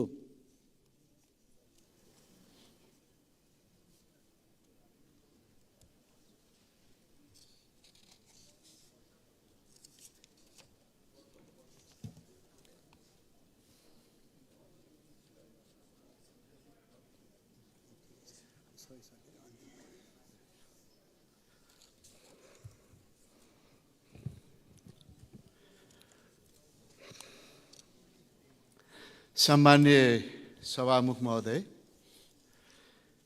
नेपाल सरकारको चालू आर्थिक वर्षको नीति तथा कार्यक्रममा उठेका प्रश्नहरूको जवाफ दिने क्रममा सम्मान्य प्रधानमन्त्रीज्यूले आगामी वर्षदेखि विनियोजन विधेयकका सिद्धान्त र प्राथमिकता एवं बजेट तथा कार्यक्रमका बारेमा छलफल गर्न सम्मानित सदनलाई यथेष्ट समय उपलब्ध गराउने प्रतिबद्धता जनाउनु भएको थियो। यसै अनुरूप मैले आगामी आर्थिक वर्षको बजेटमा सम्मानित सदनको अपनत्व सुनिश्चित गर्न बजेटको कार्यतालिकामा परिवर्तन गर्ने सङ्कल्प आर्थिक वर्ष 80-81 को बजेट वक्तव्यमा गरेको थिएँ। सोही अनुरूप विद्यमान कानुनमा संशोधन गरी आर्थिक वर्ष 81-82 को बजेट पेश गर्न 3 महिना पूर्व नै नेपाल सरकारको अर्थमन्त्रीको हैसियतले विनियोजन विधेयकका सिद्धान्त र प्राथमिकता प्रस्तुत गर्न यस सम्मानित सदनमा उपस्थित भएको छु। विनियोजन विधेयक 2081 को सिद्धान्त र प्राथमिकता प्रस्तुत गर्नुअघि वर्तमान आर्थिक परिवेशको संक्षिप्त चित्रण गर्ने अनुमति चाहन्छु। लगानीको अनुकूल वातावरण सिर्जना गर्न गरिएको प्रक्रियागत सरलीकरण, निजी क्षेत्रसँगको निरन्तर संवाद, पुँजीगत खर्चको प्रभावकारिता वृद्धि गर्न गरिएको निरन्तर पहल, मौद्रिक नीतिमा पछिल्लो समय अपनाइएको केही लचकता एवं वित्त नीति र मौद्रिक नीति बीचमा तालमेल गर्न गरिएको प्रयासबाट अर्थतन्त्र क्रमशः सकारात्मक दिशातर्फ अघि बढेको छ। त्यसैगरी विद्युत उत्पादनमा र पर्यटक आगमन सङ्ख्यामा वृद्धि हुनुका साथै विदेशी लगानी बढ्नुले अर्थतन्त्रमा सकारात्मक योगदान पुगेको छ। बैंकिङ क्षेत्रतर्फ पर्याप्त तरलता, ब्याज दर एकल बिन्दुतर्फ झर्ने क्रममा रहेको तथा निक्षेप र कर्जा प्रवाहमा क्रमशः वृद्धि भएको छ। घर जग्गा कारोबार र पुँजी बजार सुधार उन्मुख छ। बाह्य क्षेत्रतर्फ चालु खाता र शोधान्तर बचतको अवस्था र विदेशी विनिमयको पर्याप्त सञ्चितले आर्थिक क्रियाकलापका लागि अनुकूल वातावरण सिर्जना गरेको छ। राजस्व सङ्कलन लक्ष्य अनुरूप नभए पनि वृद्धि दर करिब 10% रहेको र आउने दिनमा थप वृद्धि हुने अनुमान रहेको छ। चालु आर्थिक वर्षको प्रथम त्रैमासिक अवधिमा अघिल्लो आर्थिक वर्षको तुलनामा आर्थिक वृद्धि दर बढ्ने अनुमान गरिएको छ। मुलुकको अर्थतन्त्र लयमा फर्किन थाले पनि बाह्य र आन्तरिक समस्याका कारण चुनौतीमुक्त भने भइसकेको छैन। औद्योगिक उत्पादन र वित्तीय क्षेत्र अन्तर्गत सहकारी तथा लघु वित्तीय संस्थामा समस्या देखिएका छन्। आर्थिक क्रियाकलापको संरचना र प्रविधिमा आएको परिवर्तनका कारण राजस्व सङ्कलनमा चुनौती थपिएको छ। सार्वजनिक खर्चलाई विवेकशील र मितव्ययी ढङ्गले राष्ट्रिय प्राथमिकताका क्षेत्रमा परिचालन गर्न थप सुधारको आवश्यकता छ। विगतमा लिएको सार्वजनिक ऋणको दायित्व भुक्तानी गर्न वर्षेनी ठुलो रकम छुट्याउनु पर्ने भएको छ। आगामी आर्थिक वर्ष थप 1 खर्ब रुपियाँभन्दा बढी रकम सार्वजनिक ऋणको भुक्तानीमा विनियोजन गर्नुपर्ने अवस्था छ। यस्तै सामाजिक सुरक्षा लगायतका क्षेत्रमा दायित्व क्रमशः बढ्दै गएको छ। रुकुम र जाजरकोटमा आएको भूकम्प पश्चात खास गरेर अस्थायी आवास तथा पुनर्निर्माणमा ठुलो स्रोतको आवश्यकता रहेको छ। स्रोत सहमति दिएका आयोजना तथा कार्यक्रमहरूमा देखिएको न्यून विनियोजनका कारण गत वर्षहरूमा ठेक्काबाट सृजित दायित्व भुक्तानी गर्नु चुनौतीपूर्ण रहेको छ।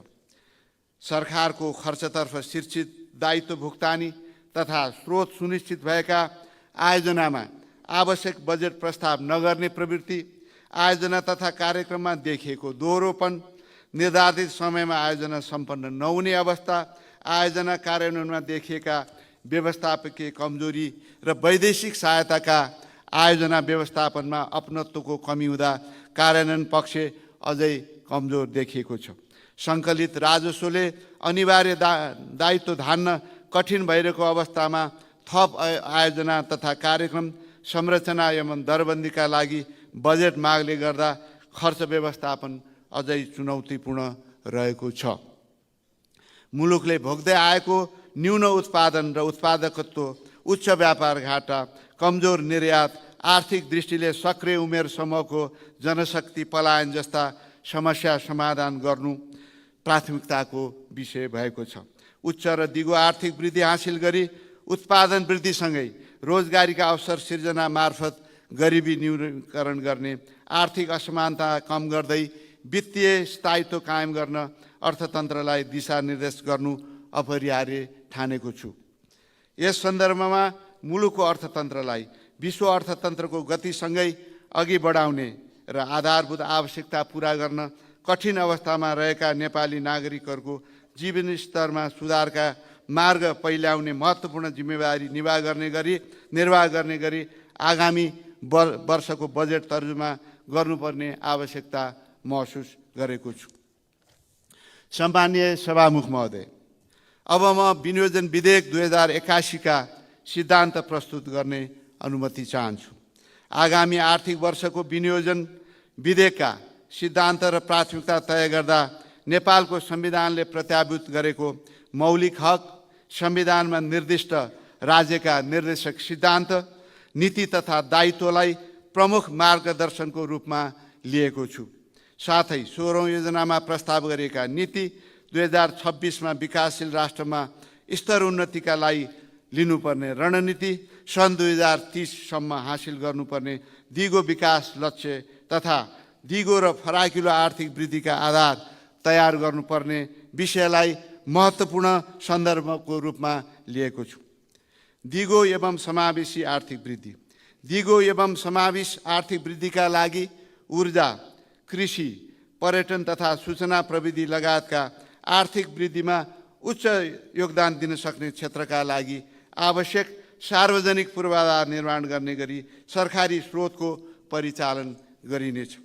देशभित्रै उत्पादन र रोजगारीका अवसर बढाउन निजी क्षेत्रको लगानीलाई सहज वातावरण बनाउने तथा सार्वजनिक खर्चको प्रभावकारिता वृद्धि गर्नेतर्फ बजेट उन्मुख हुनेछ। आन्तरिक मागमा वृद्धि गर्ने गरी सार्वजनिक खर्च परिचालन गरिनेछ। सीमाङ्ककृत वर्ग र पछाडि परेका क्षेत्रका लागि लक्षित कार्यक्रम सञ्चालन गरी उत्पादन र रोजगारीमा पहुँच पुर्याइनेछ। अर्थतन्त्रका बाह्य र आन्तरिक सूचाङ्कहरूलाई प्रभावित पार्ने वित्त र मौद्रिक नीतिहरूलाई एकै लयमा सबल र सुदृढ बनाई समष्टिगत आर्थिक स्थायित्व कायम गरिनेछ। सरकारको आम्दानी र खर्च बीच सन्तुलन कायम गरी सार्वजनिक वित्तलाई सुदृढ र दबावमुक्त बनाउनेतर्फ बजेट उन्मुख हुनेछ। आयात प्रतिस्थापन र निर्यात प्रवर्तन गरी व्यापार घाटा क्रमशः घटाउँदै लगिनेछ। सार्वजनिक वित्त सन्तुलन र विनियोजन कुशलता अभिवृद्धि। सार्वजनिक खर्चको विनियोजनमा कुशलता वृद्धि गरिनेछ।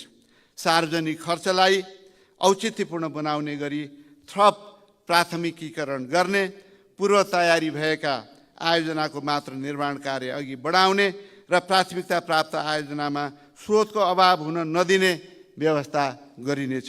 सार्वजनिक खर्चलाई गुणात्मक रूपमा बढाउँदै निजी लगानी उत्प्रेरित हुने गरी परिचालन गरिनेछ। सार्वजनिक स्रोतलाई सेवा प्रवाह, आर्थिक सामाजिक पूर्वाधार विकास र मानव पुँजी निर्माणमा लगानी गरिनेछ। वैदेशिक अनुदान तथा सहुलियतपूर्ण ऋणलाई राष्ट्रिय प्राथमिकता र प्रतिफल प्राप्त हुने क्षेत्रमा परिचालन गरिनेछ। निजी लगानी सङ्कुचित नहुने गरी सार्वजनिक ऋण परिचालन गरिनेछ। जलवायुसँग सम्बन्धित कोषहरूको परिचालन गर्न सम्बन्धित पक्षसँग वार्ता र संवादलाई घनीभूत बनाइनेछ। वित्तीय अनुशासन सुदृढ गर्ने नीतिगत व्यवस्था गरी सञ्चित कोषलाई सहज अवस्थामा कायम राखिनेछ।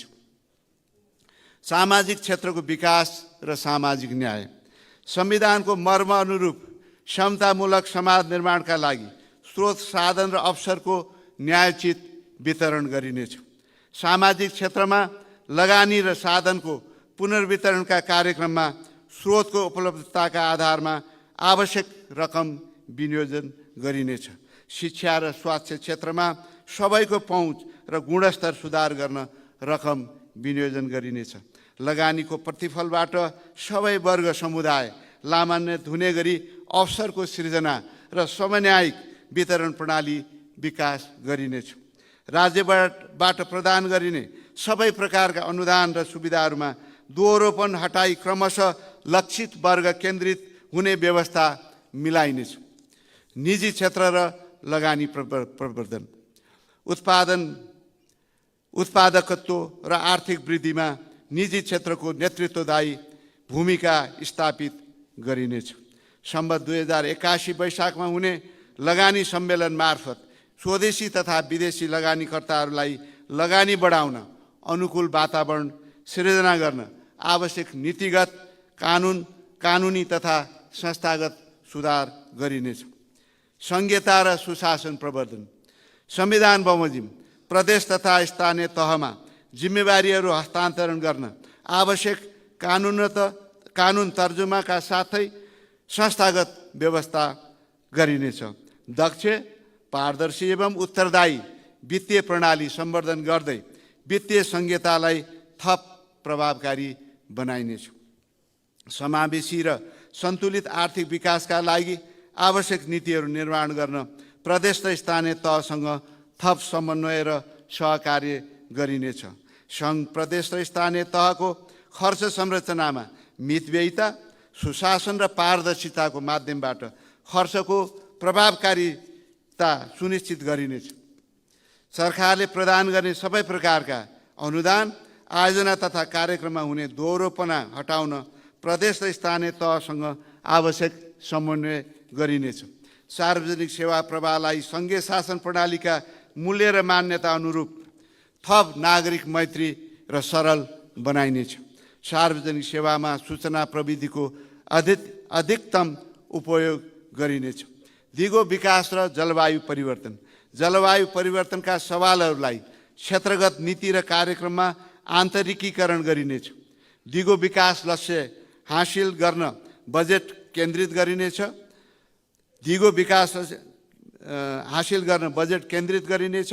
आर्थिक सामाजिक विकास लागि दिगो बनाउन विकास प्रक्रियाका हरेक चरणमा दिगो विकासको अवधारणालाई आन्तरिकीकरण गर्दै लगिनेछ।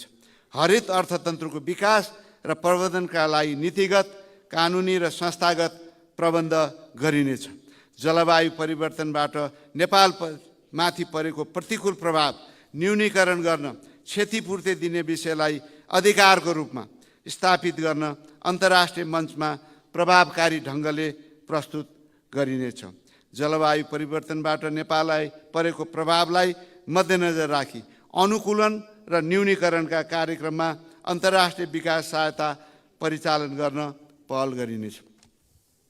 सम्माननीय सभामुख महोदय, अब म विनियोजन विधेयक 2081 का प्राथमिकता प्रस्तुत गर्ने अनुमति चाहन्छु।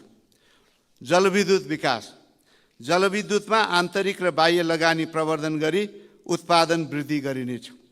जलविद्युतको आन्तरिक खपतमा वृद्धि गरी मुलुकमा हरित अर्थतन्त्रको विकास गर्न जोड दिइनेछ।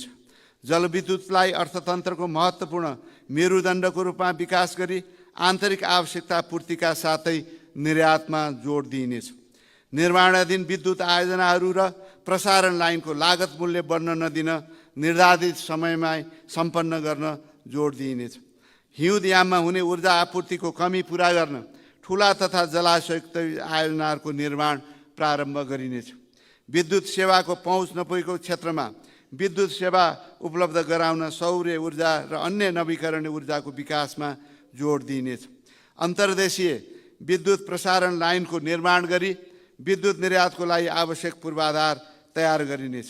ग्रिन हाइड्रोजनको विकास र लगानीको सम्भाव्यता अध्ययन अगाडि बढाइनेछ। कृषिको आधुनिकीकरण तथा व्यावसायिकरण। कृषि उपजमा आत्मनिर्भरता हासिल गर्न अन्न, फलफुल, तरकारी, दूध, अन्डा र मासुको उत्पादन, भण्डारण, प्रशोधन एवं वितरण प्रणालीमा सुधार गर्दै व्यावसायिकरणमा जोड दिइनेछ। कृषिमा रहेको उच्च उत्पादन लागत कम गर्न व्यावसायिकरण र आधुनिक प्रविधिमा जोड दिइनेछ। आन्तरिक उत्पादनलाई प्रतिस्पर्धी बनाउन संरक्षण र उत्पादनमा आधारित अनुदान दिने नीतिलाई कार्यान्वयन गरिनेछ। रासायनिक मलको दिगो आपूर्ति व्यवस्था मिलाइनेछ। मुलुकमा नै रासायनिक मल कारखाना खोल्ने प्रक्रियालाई अगाडि बढाइनेछ। प्राकृतिक र प्राङ्गारिक मलमा आधारित खेतीलाई प्रोत्साहन गरिनेछ। पहाडका टार र तराई मधेसका थप क्षेत्रमा सिँचाइ सुविधा विस्तार गर्न जोड दिइनेछ। सहुलियतपूर्ण कर्जा, उन्नत प्रविधि तथा तालिम, सिँचाइ सुविधा, मल बिउको उपलब्धता सुनिश्चित गरी कृषि उपजको उत्पादकत्व अभिवृद्धि गरिनेछ। सङ्घ, प्रदेश र स्थानीय तहको समन्वयमा कृषि उत्पादन, बजारीकरण र वितरण व्यवस्था मिलाइनेछ। जमिनको चक्लाबन्दी तथा बाँझो जमिनको उपयोग गरी व्यावसायिक खेतीलाई प्रोत्साहन गरिनेछ। कृषि क्षेत्रमा सिपयुक्त जनशक्ति र कृषि उद्यमीलाई गुरु किसानको रूपमा विकास गरी उद्यमी बन्न चाहने युवालाई प्रोत्साहन गरिनेछ। कृषि बजार प्रवर्धनमा जोड दिनेछ। उच्च मूल्ययुक्त गैर काष्ठजन्य उत्पादनमा लगानी अभिवृद्धि गरिनेछ। पर्यटन विकास। गुणस्तरीय पर्यटन पूर्वाधार विकास गरी नेपाललाई आकर्षक पर्यटक गन्तव्यको रूपमा विकास गरिनेछ। थप धार्मिक, सांस्कृतिक एवं मनोरम प्राकृतिक तथा पर्यटकीय गन्तव्यको पहिचान गरी पूर्वाधार विकास गरिनेछ। प्रमुख पर्यटकीय क्षेत्रमा पर्यटन पूर्वाधार विकास गर्नुको साथै पर्यटन पूर्वाधार निर्माणमा प्रोत्साहन गरिनेछ। पोखरा र भैरवा विमानस्थललाई पूर्ण क्षमतामा सञ्चालनमा ल्याउन देखिएका अडचनहरूलाई हटाइनेछ। निजगढ विमानस्थलको लगानी ढाँचा टुङ्गो लगाई निर्माण प्रक्रियालाई अगाडि बढाइनेछ।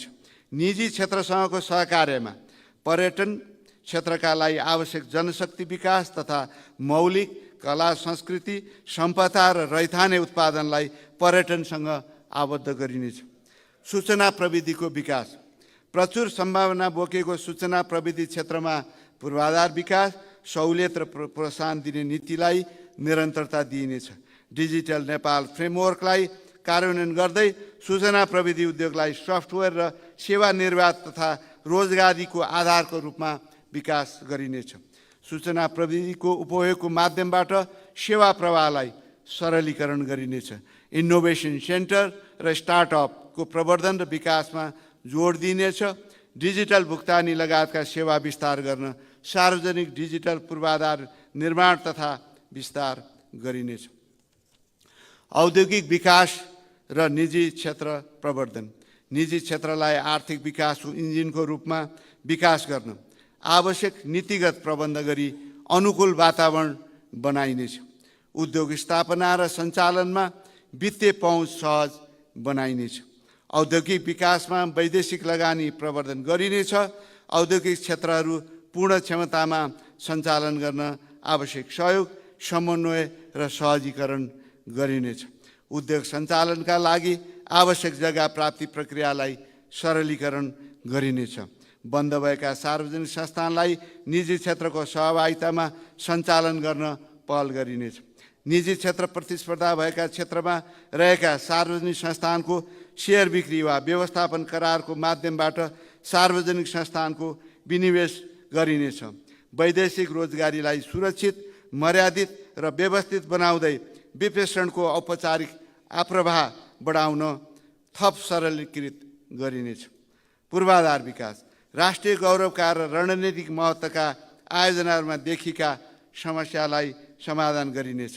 काठमाडौँ तराई मधेस द्रुत मार्ग, पूर्व पश्चिम जोड्ने लोकमार्गहरू, उत्तर दक्षिणी करिडोर समयमा नै निर्माण सम्पन्न गर्न जोड दिइनेछ। भौतिक पूर्वाधारका आयोजनाहरूलाई पर्यटन केन्द्रसँग जोड्ने, अधिक जनसङ्ख्यालाई लाभ पुग्ने, नयाँ सहर र उत्पादन केन्द्रलाई जोड्ने र टेवा पुग्ने गरी अघि बढाइनेछ। निर्माणाधीन अवस्थामा रहेका आयोजनाको सङ्ख्या नै अधिक रहेकोले यस्ता अधुरा आयोजनाको निर्माणमा स्रोत सुनिश्चित गरेर मात्र नयाँ आयोजनाहरू सुरु गरिनेछ। प्रमुख राजमार्गहरूको विस्तार, स्तर उन्नति तथा नियमित मर्मत सम्भार कार्यलाई गुणस्तरीय र समयबद्ध रूपमा सम्पन्न गरिनेछ। सडक यातायातलाई थप सुरक्षित र भरपर्दो बनाइनेछ। प्रमुख राजमार्गहरूमा नयाँ सहर स्थापना गर्ने गरी सहरी पूर्वाधार विकास गरिनेछ। अव्यवस्थित सहरलाई व्यवस्थित गर्ने र नयाँ ठाउँमा सम्भाव्य बस्तीलाई व्यवस्थित सहरको रूपमा विकास गरिनेछ।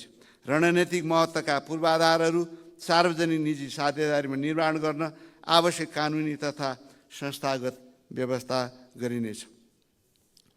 सामाजिक क्षेत्रको विकास, आम नागरिकलाई सरल र सहज रूपमा आधारभूत स्वास्थ्य सेवा उपलब्ध गराइनेछ।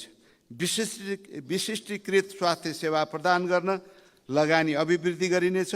बिमा सिद्धान्तको अवधारणा अनुरूप स्वास्थ्य बिमा कार्यक्रम अघि बढाइनेछ। गुणात्मक स्वास्थ्य सेवा मार्फत बढीभन्दा बढी जनसङ्ख्यालाई स्वास्थ्य सेवा पुर्याइनेछ। सार्वजनिक विद्यालयहरूको शैक्षिक गुणस्तर सुधार गर्दै जीवन उपयोगी सिपयुक्त रोजगारीमूलक शिक्षामा जोड दिइनेछ। विद्यार्थी सङ्ख्याको आधारमा सार्वजनिक विद्यालयहरूको पुनर्नक्साङ्कन गरी विद्यालयहरूलाई सुविधा सम्पन्न बनाइनेछ। प्राविधिक र व्यावसायिक धारमा गुणस्तरीय उच्च शिक्षा प्रदान गर्न जोड दिइनेछ। उच्च शिक्षालाई अनुसन्धानमा आधारित बनाउन जोड दिइनेछ। आधारभूत र गुणस्तरीय खानेपानी सेवामा सबै नागरिक पहुँच स्थापित गरिनेछ। नेपाली युवाको क्रिकेट लगायतका खेलमा देखिएको बढ्दो अभिरुचिलाई मध्यनजर राखी प्रतिस्पर्धात्मक क्षमता अभिवृद्धि गर्न सरकारले थप लगानी गर्नेछ। खेलकुद पूर्वाधार विकासमा जोड दिनेछ। सामाजिक न्याय, सामाजिक सुरक्षा र संरक्षण कार्यक्रममा रहेको दोहोरोपना हटाउँदै सामाजिक सुरक्षा र संरक्षणका कार्यक्रम दिगो र लक्षित वर्गमा केन्द्रित गरिनेछ। स्रोत र साधन एवं अवसरमा सीमाङ्ककृत समुदाय र समूहको पहुँच अभिवृद्धि गरिनेछ। लैङ्गिक विभेद र महिला हिंसा न्यूनीकरणका कार्यक्रमलाई थप प्रभावकारी बनाइनेछ। अपाङ्गता, वर्गीय, जातीय, क्षेत्रीय, भाषिक र लैङ्गिक आधारमा हुने विभेद र सबै प्रकारका छुवाछुत र कुरीतिको अन्त्य गर्न जोड दिनेछ। उत्पादन र वितरणको उचित संयोजन गरी आय असमानता कम गर्ने र गरिबी निवारण गर्ने कार्यक्रमलाई प्राथमिकता दिइनेछ। भूमिको एकीकृत र डिजिटल अभिलेखको आधारमा सेवालाई सहज र सरल बनाइनेछ। हरित तथा उत्थानशील विकास र विपद व्यवस्थापन, जलवायु परिवर्तनबाट सिर्जना हुने विपद न्यूनीकरण गरिनेछ। जलवायु परिवर्तन अनुकूलनका कार्यक्रमहरू सञ्चालन गरिनेछ। क्षेत्रगत नीति तथा कार्यक्रममा जलवायु परिवर्तनको विषयलाई आन्तरिकीकरण गरिनेछ। मानवजन्य र प्राकृतिक विपदबाट हुने क्षति र जोखिम न्यून गर्न पूर्व तयारीमा विशेष जोड दिइनेछ। जलवायु परिवर्तनको प्रभावले सिर्जना हुने आकस्मिक दायित्व व्यवस्थापनका लागि नवीनतम वैकल्पिक वित्तीय उपकरणहरूको विकास गरिनेछ। वन जङ्गलको संरक्षण र व्यावसायिक उपयोगलाई प्रवर्धन गरिनेछ। मानव तथा वन्य जन्तु मैत्री भौतिक पूर्वाधार विकास गरिनेछ। जनसाङ्ख्यिक लाभको उपयोग र युवा शक्तिको परिचालन, युवा लक्षित उद्यमशीलता विकास र आन्तरिक रोजगारी सिर्जना गर्दै युवाहरू कामका लागि विदेश जानुपर्ने परिस्थितिलाई कम गर्दै लगिनेछ। युवाहरूलाई व्यावसायिक सिप एवं प्राविधिक शिक्षा प्रदान गरी सिपयुक्त बनाइनेछ। खेलकुद प्रतियोगिता सञ्चालन र खेलाडीको क्षमता विकासमा जोड दिनेछ। सार्वजनिक र निजी क्षेत्रमा युवा शक्तिको क्षमता उपयोग गर्न इन्टर्नसिप कार्यक्रम सञ्चालन गरिनेछ। वित्तीय क्षेत्र सुदृढीकरण, वित्तीय क्षेत्रको नियमन र सुपरिवेक्षण थप प्रभावकारी बनाई स्वस्थ, प्रतिस्पर्धी र भरपर्दो वित्तीय क्षेत्र विकास गरिनेछ। बैंक तथा वित्तीय संस्था, लघु वित्त, बिमा र पुँजी बजारका नियामक निकायको व्यवसायिक वृद्धि गर्नुका साथै पारदर्शिता र जवाबदेहिता सुदृढ बनाइनेछ। सहकारी क्षेत्रको नियमनका लागि आवश्यक कानुन र संस्थागत व्यवस्था मिलाइनेछ। लघु वित्त र सहकारीमा बचतकर्ताको लगानीको सुरक्षाको व्यवस्था मिलाइनेछ। कानुनी शासन र शान्ति सुरक्षा, संविधानको कार्यान्वयन मार्फत कानुनी शासनको प्रवर्धन तथा शान्ति सुरक्षाको प्रत्याभूति गरिनेछ। सार्वजनिक सेवा प्रवाहलाई सेवाग्राही मैत्री एवं भरपर्दो बनाइनेछ। अन्तर्राष्ट्रिय सहयोग र सम्बन्ध, सभामुख महोदय, छिमेकी एवं मित्र राष्ट्रहरूसँग सन्तुलित र आपसी हित अभिवृद्धि गर्दै पारस्परिक लाभका आधारमा अन्तर्राष्ट्रिय सम्बन्ध स्थापित गरिनेछ। आर्थिक कूटनीतिको माध्यमबाट विकसित एवं उदयमान अर्थतन्त्रबाट प्राप्त हुन सक्ने लाभको उपयोग गरिनेछ। विदेश स्थित नेपाली नियोगहरूलाई वैदेशिक लगानी वृद्धि, पर्यटन तथा व्यापार प्रवर्धनमा परिचालन गरिनेछ। अन्तर्राष्ट्रिय क्षेत्रमा नेपालको उपस्थिति सबल बनाइनेछ। सम्माननीय सभामुख महोदय, मैले माथि उल्लेख गरेका सिद्धान्त र प्राथमिकताका आधारमा बजेटको बाँडफाँड गर्दा उत्पादन वृद्धिलाई टेवा पुग्ने गरी प्राथमिकता प्राप्त आयोजनामा सार्वजनिक खर्च केन्द्रित गरिनेछ। चालु खर्चलाई नियन्त्रण गर्दै दोहोरो कार्यक्षेत्र भएका संरचना क्रमशः खारेज गर्दै लगिनेछ। निर्माणाधीन आयोजना सम्पन्न गर्न र सुनिश्चित गरेका आयोजनाहरूलाई आवश्यक रकम विनियोजन गरिनेछ। आयोजना वर्गीकरणको आधार तथा मापदण्ड पुरा भई पूर्व तयारी सम्पन्न भएका आयोजनालाई बजेट विनियोजन गर्ने नीति लिइनेछ। सरकारको खर्च बेहोर्ने प्रमुख स्रोतका रूपमा रहेको राजस्व परिचालनलाई प्रभावकारी बनाइनेछ। व्यवसाय र लगानी मैत्री कर नीति लिइनेछ। कर प्रणाली पुनरावलोकन गर्न गठित समितिको सुझाव समेतका आधारमा कर प्रणालीलाई सुधार कार्य अगाडि बढाइनेछ। राजस्व प्रशासनमा आधुनिक प्रविधिको अधिकतम उपयोग गरी राजस्व प्रशासन व्यावसायिकता अभिवृद्धि, करदाताको व्यवसायी लागत घटाउने गरी कर प्रणाली सुधारका कार्य अगाडि बढाइनेछ। करको दायरामा नआएका नयाँ व्यावसायिक क्षेत्र लक्षित गरी बजार अनुगमन र कर परीक्षण प्रभावकारी बनाइनेछ। कर चुहाट नियन्त्रणमा संस्थागत समन्वय सुदृढ बनाइनेछ। आगामी आर्थिक वर्षको विनियोजन विधेयकका सिद्धान्त र प्राथमिकताको जगमा तर्जुमा हुने बजेटले मुलुकको समष्टिगत आर्थिक स्थायित्व कायम गर्न सघाउ पुर्याउनुका साथै अर्थतन्त्रले गति लिने विश्वास लिएको छु। सङ्घीय प्रणालीले सिर्जना गरेको सम्भावनाको उपयोग गरी तीव्र आर्थिक वृद्धि तथा सन्तुलित र समावेशी आर्थिक विकासको माध्यमबाट आम नागरिकमा आर्थिक सामाजिक लाभको समतामूलक वितरण गर्न मार्ग प्रशस्त हुनेछ। प्रस्तुत सिद्धान्त तथा प्राथमिकता उप मान्य सदस्यज्यूहरूबाट सृजनात्मक सल्लाह सुझाव र सहयोग प्राप्त हुने अपेक्षा गरेको छु। मान्यज्यूहरू सल्लाह सुझाव र सहयोग आगामी आर्थिक वर्षको बजेट तर्जुमाका लागि महत्त्वपूर्ण मार्गदर्शनको रूपमा रहने विश्वास दिलाउन चाहन्छु। धन्यवाद। जय नेपाल। अन्तमा सम्माननीय सभामुख महोदय, सभामुख महोदयको अनुमतिले आर्थिक वर्ष 2081-82 को लागि विनियोजन विधेयकका सिद्धान्त र प्राथमिकतामा कर प्रस्ताव बाहेक माथि छलफल प्रारम्भ गरियोस् भनी प्रस्ताव पेश गर्दछु। धन्यवाद।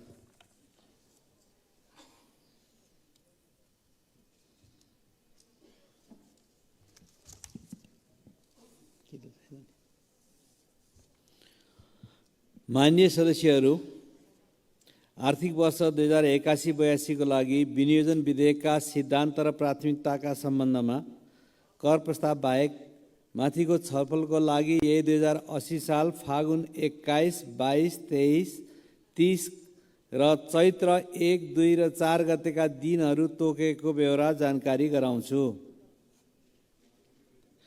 साथै उक्त छलफलमा दलीय प्रतिनिधित्वको आधारमा भाग लिन सम्बन्धित संसदीय दलका पदाधिकारीहरूले आफ्ना दलका वक्ता मान्य सदस्यहरूको नाम बैठक बस्नुभन्दा 1 घण्टा अगावै कार्यव्यवस्था शाखा प्रतिनिधि सभा सङ्घीय संसद सचिवालय नयाँ बानेश्वरमा उपलब्ध गराइदिनु हुन अनुरोध छ।